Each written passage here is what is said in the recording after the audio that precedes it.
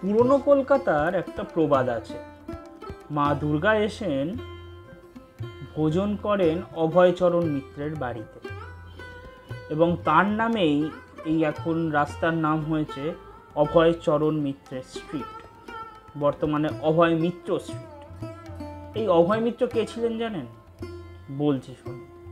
কুমোরটুলির মিত্র বংশের ব্ল্যাক জমিদার গোবিন্দরামের পুত্র ও রঘুর মিত্রের পৌত্র এই অভয়চরণ মিত্র ছিলেন 24 পরগনা ও শিমপুরের কালেক্টর দেওয়ান। রবীন্দ্র সরণির সিদ্ধেশ্বরী কালী মন্দির এর প্রতিষ্ঠাও করেছিলেন এই অভয়চরণ মিত্রই।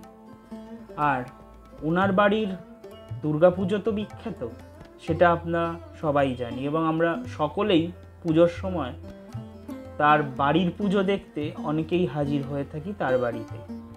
আপনারা কে কে অভয়চরণ মিত্রের বাড়িতে দুর্গাপুজো দেখতে যান সেটা আমায় কমেন্ট করে জানান। ধন্যবাদ। এবং এরকম আরও ইতিহাস জানতে কলকাতার রাস্তাঘাটের নামের ইতিহাস, শুধু নামের ইতিহাস কেন, সব কিছুর ইতিহাস জানতেই সমাচার দর্শনকে ফলো করুন। ধন্যবাদ।